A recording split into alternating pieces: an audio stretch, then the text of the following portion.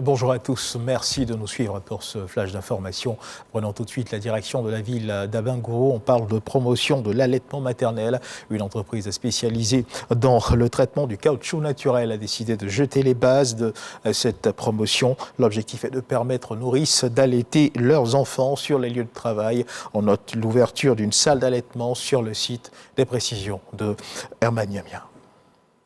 Charlène Mambé est ingénieure contrôle qualité dans une entreprise de traitement du caoutchouc naturel à Agnan-Sué, une sous-préfecture du département d'Abengourou.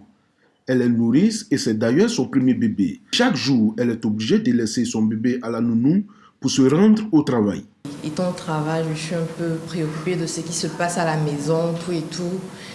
J'ai une nounou qui reste avec elle, qui passe le temps avec elle. Donc, dans la journée, je peux faire peut-être 3 appels pour voir comment mon bébé se porte et autres.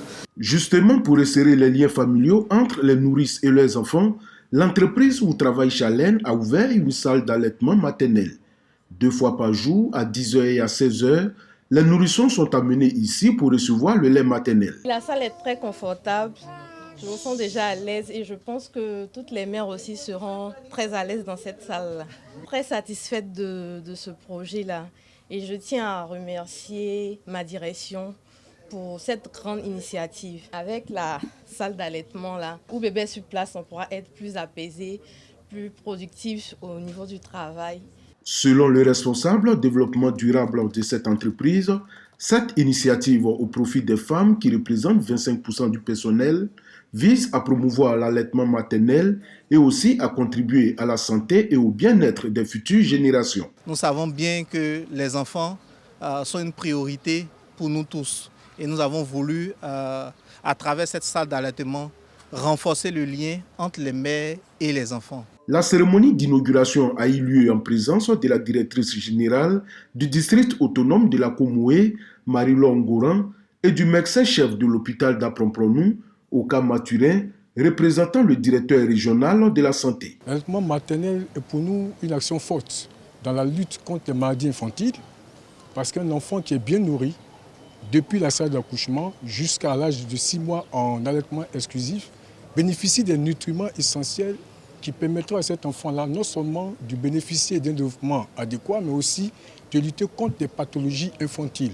Je leur demande de continuer à créer d'autres cadres pour l'épanouissement des femmes et des enfants.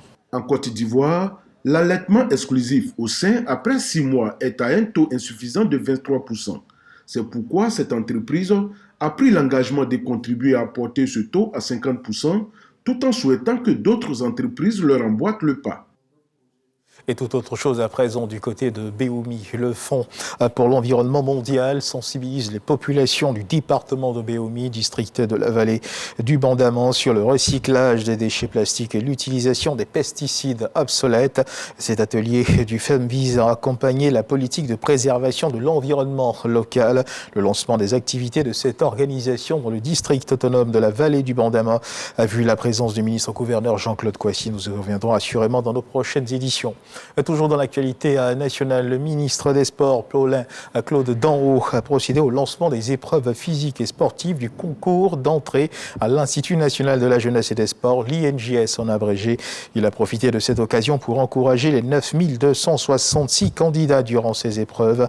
Nous y reviendrons assurément également dans nos éditions. Dans l'actualité internationale du côté de la France, hier dimanche dans la soirée, dans un entretien conjoint à TF1 et France 2, Emmanuel Macron, le président français, a annoncé que dans les prochaines heures, l'ambassadeur de France au Niger, avec plusieurs diplomates, rentreront en France, après avoir donc refusé pendant plusieurs semaines de rappeler Sylvain Ité, le diplomate français au Niger, dont la junte réclamait le départ. Le président français a fini par prendre cette décision.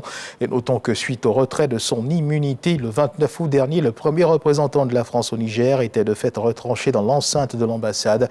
Les forces de sécurité nigériennes opérant un quasi-blocus du bâtiment. Et toujours dans l'actualité internationale, on reste en France avec le président Emmanuel Macron qui doit présenter ce lundi 25 septembre 2023 sa planification écologique.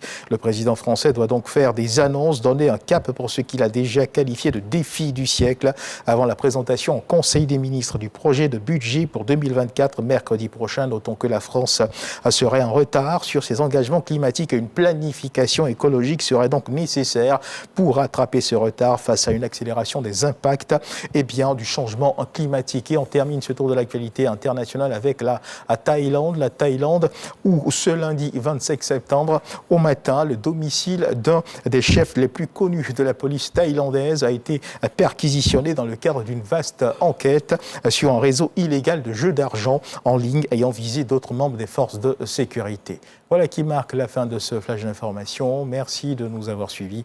Je vous retrouve à 13h pour le journal.